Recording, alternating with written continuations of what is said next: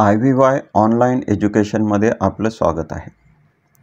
आज आपण बघणार आहोत प्रोविजनल मेरिट लिस्ट कशी बघायची. प्रोविजनल मेरिट लिस्टसाठी महत्त्वाची जी वेबसाईट आहे ती आहे fe2024.mahacet.org. हीच वेबसाईट आपण रजिस्ट्रेशन करण्यासाठी किंवा ॲप्लिकेशन फॉर्म भरण्यासाठी यूज केलेली होती. तर आपल्याला त्याच वेबसाईटचा यूज करून आपला प्रोविजनल मेरिट लिस्ट चेक करायचा आहे. इंजिनिअरिंग ॲडमिशनसाठी 5 महत्त्वाच्या स्टेप्स आहेत. त्यातल्या 2 स्टेप्स हे आपण कंप्लीट केलेले आहेत. म्हणजे ऑनलाईन रजिस्ट्रेशन फॉर्म आपण भरलेला आहे आणि आपले डॉक्युमेंट्स आपण स्क्रुटिनी सेंटरला जाऊन किंवा ऑनलाईन पद्धतीनं चेक करून घेतलेले आहे. तर 31 जुलैला ही प्रोसेस कंप्लीट झालेली आहे आणि आता पुढच्या 3 स्टेप्स जे आहेत त्या आता आपल्याला बघायच्या आहेत. त्यामधली तिसरी स्टेप जी आहे ती काल कंप्लीट झालेली आहे, म्हणजे display of provisional merit list. चौथी जी स्टेप आहे ती आहे सबमिशन ऑफ ग्रीव्हन्सेस. म्हणजे ह्या प्रोविजनल मेरिट लिस्टमध्ये जे काही त्रुटी असतील तर त्या कंप्लीट करण्यासाठी आपल्याला वेळ दिलेला आहे 4 ऑगस्ट ते 6 ऑगस्ट 5 वाजेपर्यंत. आणि हे झाल्यानंतर 8 ऑगस्टला फायनल मेरिट लिस्ट जे आहे ते ह्याच वेबसाईटवरती डिस्प्ले होईल. तर प्रोविजनल मेरिट लिस्ट जे आहे ती काल म्हणजेच 3 ऑगस्टला डिस्प्ले झालेली आहे. ही प्रोविजनल मेरिट लिस्ट कशी बघायची हे पुढे आपल्याला कळेल. ह्या प्रोविजनल मेरिट लिस्टमध्ये आपले जे काही डिटेल्स आहेत ते आपल्याला ह्या ठिकाणी व्यवस्थित चेक करायचं आहे. ज्यांच्या प्रोविजनल लिस्टमध्ये काहीही त्रुटी नाही आहेत, सर्व ओके आहे, त्यांना काहीही करायचं नाही आहे. ज्यांच्या प्रोविजनल लिस्टमध्ये काही त्रुटी आहेत त्यांच्यासाठी ही स्टेप आहे. त्यांना स्क्रुटिनी सेंटर किंवा फॅसिलिटेशन सेंटरला व्हिजिट करायची आहे विथ दी रिक्वायर्ड डॉक्युमेंट्स. आपले जे काही ओरिजिनल डॉक्युमेंट्स आहेत ते डॉक्युमेंट घेऊन आपल्याला त्या ठिकाणी जायचं आहे आणि आपल्या जे काही ॲप्लिकेशन फॉर्म आहे त्याच्यामध्ये आपलं करेक्शन करून घ्यायचं आहे. तर ह्यासाठी आपल्याला जो वेळ दिलेला आहे तो 4 ऑगस्ट ते 6 ऑगस्ट म्हणजे आजपासून, आज रविवार आहे, रविवार, सोमवार आणि मंगळवार 4, 5, 6 तर असे 3 दिवस आपल्याला दिलेले आहेत. 6 तारखेला संध्याकाळी 5 वाजता ही वेबसाईट जी आहे ती क्लोज होईल. तर आपल्याला ह्या 3 दिवसामध्ये आपलं जे काही त्रुटी आहेत आपल्या त्या रेक्टिफाय करायच्या आहेत. त्यानंतर 8 तारखेला 8 ऑगस्टला फायनल मेरिट लिस्ट डिस्प्ले होईल. ह्याच वेबसाईटला आपल्याला बघायचं आहे. ही वेबसाईट आता कायम आपण लक्षात ठेवायचं आहे. जोपर्यंत आपलं इंजिनिअरिंग ॲडमिशन होत नाहीये तोपर्यंत आपल्याला ह्या वेबसाईटच्या टचमध्ये राहायचं आहे. डेली ही वेबसाईट जी आहे ती आपल्याला बघायची आहे. आता आपण बघूया प्रोविजनल मेरिट लिस्ट कशी चेक करायची. तर त्यासाठी जी इम्पॉर्टंट वेबसाईट आहे ती आहे fe2024mahacet.org. तर ह्या वेबसाईटला आपल्याला गुगल सर्चमध्ये टाईप करायचं आहे आणि ह्या वेबसाईटवरती क्लिक केल्यानंतर आपल्याला असा इंटरफेस दिसेल. स्टेट कॉमन एंट्रन्स टेस्ट, जी वेबसाईट आपण रजिस्ट्रेशनसाठी किंवा ॲप्लिकेशन फॉर्म भरण्यासाठी यूज केलेली आहे त्याच वेबसाईटवरती आपल्याला ह्या ठिकाणी जायचं आहे. तर ह्या वेबसाईटवरती आल्यानंतर आपल्याला ह्या ठिकाणी check provisional merit list status असं दिसेल. यावरती आपल्याला क्लिक करायचं आहे. इथं आपल्याला खाली आल्यानंतर आपला ॲप्लिकेशन आय डी विचारला जाईल. Enter application I D. तर आपला जो काही ॲप्लिकेशन आय डी आहे तो ह्या ठिकाणी टाईप करायचा आहे आणि आपला डेट ऑफ बर्थ, रजिस्ट्रेशन करत असताना आपण जो काही डेट ऑफ बर्थ दिलेला आहे तोच डेट ऑफ बर्थ ह्या ठिकाणी आपल्याला ह्याच्यामधनं सिलेक्ट करायचा आहे आणि सबमिट करायचं आहे. सबमिट केल्यानंतर तुमचं प्रोविजनल मेरिट लिस्टचे डिटेल्स तुम्हाला ह्या ठिकाणी बघायला मिळतील. तुम्हाला प्रोविजनल मेरिट लिस्ट डाउनलोड करायची असेल तर ह्याच पेजवरती इथं तुम्ही वरती बघाल होम आहे, नंतर इम्पॉर्टंट डेट्स आहेत, नोटिफिकेशन आहे, न्यूज आहे आणि डाउनलोड म्हणून एक टॅब आहे. तर ह्या डाउनलोड टॅबला क्लिक करायचं आहे. ह्या डाउनलोड टॅबला क्लिक केल्यानंतर आपल्याला ह्या ठिकाणी पहिल्यांदा दिसेल डाउनलोडमध्ये सुरुवातीला आहे provisional merit list for all India candidates. म्हणजे जे विद्यार्थी जेईच्या कोट्यामधनं ॲडमिशन घेण्यासाठी इलिजिबल आहेत त्या मुलांची लिस्ट आपल्याला ह्या ठिकाणी दिसेल. दुसरी जी लिस्ट आहे ती आहे provisional merit list for Maharashtra state candidates. ज्या विद्यार्थ्यांनी MHT CETची एक्झाम दिलेली आहे त्यांच्यासाठी जे काही मेरिट लिस्ट आहे ती आपल्याला ह्या ठिकाणी. तर याच्यावरती क्लिक केल्यानंतर आपल्याला Maharashtra state candidates merit list मिळेल आणि त्याच पद्धतीनं ऑल इंडिया कॅन्डिडेट्सची देखील मेरिट लिस्ट आपल्याला या ठिकाणी मिळेल. तर आपल्याला स्टेट मेरिट लिस्ट अशा पद्धतीने दिसेल. तर ही आहे provisional merit list for MHT CET student. ज्या विद्यार्थ्यांनी MST-CET दिलेली आहे त्या विद्यार्थ्यांसाठी ही स्टेट मेरिट लिस्ट आहे. तर अशा पद्धतीनं ही लिस्ट आपल्याला दिसेल. टोटल 1,76,000 विद्यार्थ्यांनी CETच्या वेबसाईटवरती रजिस्ट्रेशन केलेलं असेल. यामध्ये आपलं नाव आपल्याला चेक करायचं असेल तर ह्या ठिकाणी कंट्रोल F करायचं आहे. कंट्रोल F केल्यानंतर ह्या ठिकाणी फाइंड इन डॉक्युमेंट असं येईल. ह्या ठिकाणी आपण आपला ॲप्लिकेशन ID टाका. आपण जर आपला ॲप्लिकेशन ID टाकला तर अशा पद्धतीनं आपल्याला आपलं किंवा ॲप्लिकेशन ID जो आहे तो दिसेल. किंवा आपण आपलं नाव टाका. ह्यामध्ये ॲप्लिकेशन ID टाकला तर लगेच आपल्याला हायलाईट होईल आपला ॲप्लिकेशन ID. नाव जर टाकलं तर एकाच नावाचे बरेचसे विद्यार्थी असतात, त्यामुळं थोडासा वेळ लागेल आपलं नाव ह्या लिस्टमध्ये कुठं आहे ते चेक करण्यासाठी. तर आपण स्ट्रेट वे आपला ॲप्लिकेशन ID ह्यामध्ये टाका तर लगेच आपला तो ॲप्लिकेशन ID हायलाईट होईल आणि आपल्याला आपले डिटेल्स ह्या ठिकाणी दिसतील. तर आपल्याला कंट्रोल F करायचं आहे आणि ह्या ठिकाणी फाइंड इन डॉक्युमेंट असं दिसेल.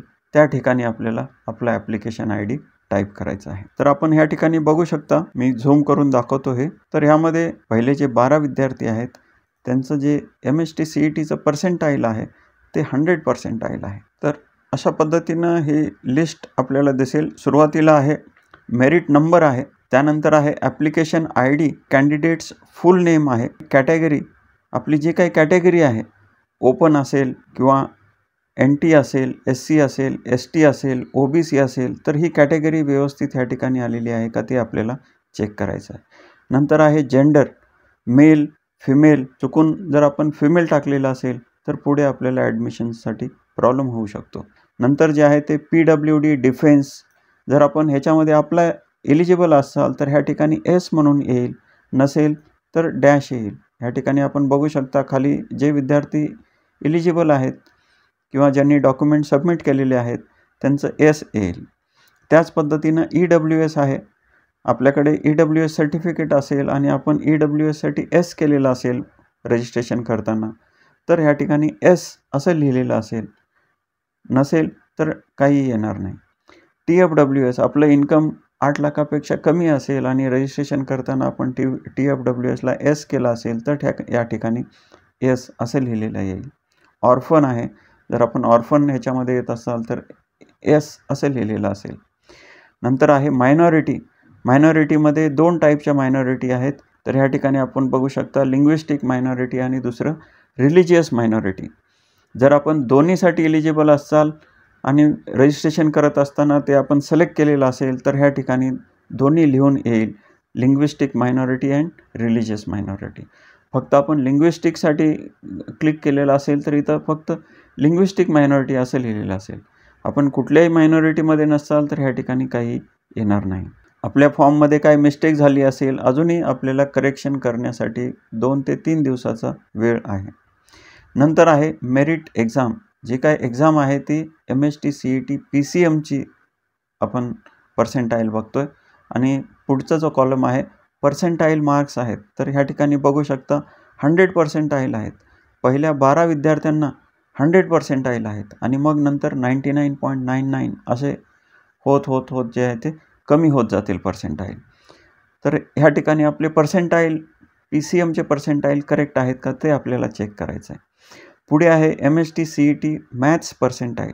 मॅथ्सचे जे पर्सेंटाईल आहेत ते करेक्ट आहेत का आपल्याला चेक करायचं आहे.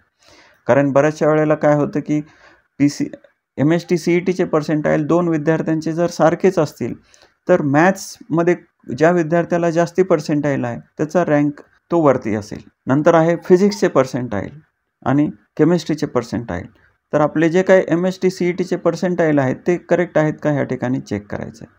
त्यानंतर HSC PCMचे जे ग्रुपिंग आहे 12वीचं जे काही आपलं ग्रुपिंग आहे फिजिक्स, केमिस्ट्री, मॅथ्स किंवा जे काही ग्रुपिंगचं क्रायटेरिया आहे तो ह्या ठिकाणी ग्रुपिंगनुसार आपले पर्सेंटेज आलेले आहेत का ते आपण ह्या ठिकाणी चेक करायचे. नंतर HSCचे मॅथ्सचे मार्क्स आहेत. HSC फिजिक्स किंवा आपलं जे काय इक्विव्हॅलंट एक्झामिनेशन आहे HSCचं त्याचे मार्क्स ह्या ठिकाणी आहेत. 10वीचे SSCचे मार्क्स आहेत. SSCमध्ये मॅथ्सचे मार्क्स आहेत. SSCमध्ये सायन्सचे मार्क्स आहेत. तर हे सर्व बरोबर आहेत का चेक करायचे. नंतर SSCचे इंग्लिशचे मार्क्स आहेत. तर हा सर्व डेटा करेक्ट आहे तर आपल्याला काही करायचं नाही आहे. ह्याच्यामध्ये काही त्रुटी असतील, काही मिस्टेक्स असतील आपल्या नावामध्ये, कॅटेगरीमध्ये किंवा मार्कामध्ये, तर आपल्याला आपले ओरिजिनल डॉक्युमेंट घेऊन आपल्याला जवळच्या स्क्रुटिनी सेंटरला किंवा फॅसिलिटेशन सेंटरला व्हिजिट करायची आहे आणि आपल्याला आपली जी काही माहिती आहे ती करेक्ट करून घ्यायची आहे. ही होती MST CET जी एक्झाम आपण दिलेली आहे, तर त्याची मेरिट लिस्ट आहे.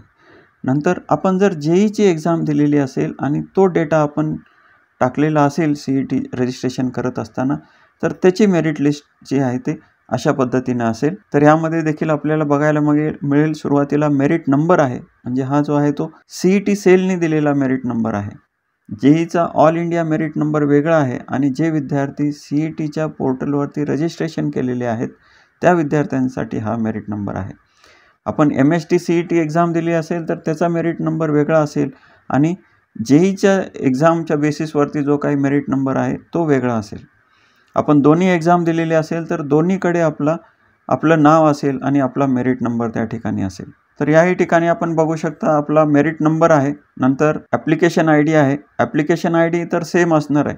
MST CETच्या मेरिट लिस्टमध्ये आणि ह्या JEEच्या मेरिट लिस्टमध्ये दोन्हीमध्ये आपला ॲप्लिकेशन ID जो आहे तो सेम असणार आहे. नंतर आपलं कॅन्डिडेट्स नेम आहे. JEE मेरिट एक्झाम, JEE एक्झामसाठी हे लिस्ट आहे. JEEचे जे काही पर्सेंटाईल आहेत ते आपल्याला ह्या ठिकाणी बघायला मिळतील.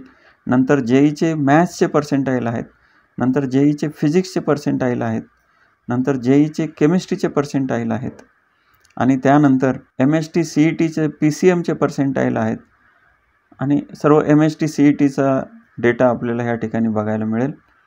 आणि नंतर 12वीचे आपले मार्क्स आहेत, नंतर 10वीचे मार्क्स आहेत. तर हा सर्व डेटा करेक्ट आहे का तो आपल्याला चेक करायचा आहे आणि ह्याच्यामध्ये काही त्रुटी असतील तर आपल्याला स्क्रुटिनी सेंटरला व्हिजिट करून आपल्याला करेक्ट करून घ्यायचं आहे. तर ह्यामध्ये देखील आपल्याला आपलं नाव सर्च करण्यासाठी Ctrl+F दाबायचं आहे. आपला जो काही लॅपटॉप असेल किंवा कम्प्युटर असेल त्याच्या कीबोर्डवरती Ctrl+F असं प्रेस करायचं आहे. त्यावेळेस आपल्याला इथं फाइंड डॉक्युमेंट असं दिसेल. ह्या ठिकाणी आपला ॲप्लिकेशन ID आपल्याला टाकायचा आहे. ॲप्लिकेशन ID टाकल्यानंतर आपल्या ह्या लिस्टमध्ये आपलं जे काही ॲप्लिकेशन ID आहे, नाव आहे, ते आपल्याला हायलाईट झालेलं ह्या ठिकाणी दिसेल.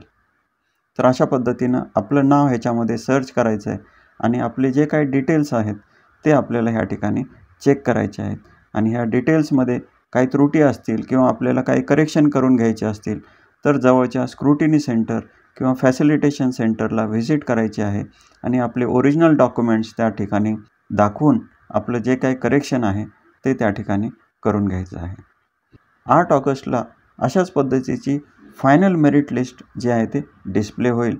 तर अशा पद्धतीनं आज आपण प्रोविजनल मेरिट लिस्टमध्ये आपलं नाव कसं चेक करायचं आणि त्याच्या रिलेटेड काय करेक्टिव्ह ॲक्शन घ्यायची ते आपण आज पाहिलेलं आहे. अशाच पद्धतीचे इन्फॉर्मेटिव्ह व्हिडिओ बघण्यासाठी ह्या चॅनलला लाईक आणि सबस्क्राईब करा. थँक्यू.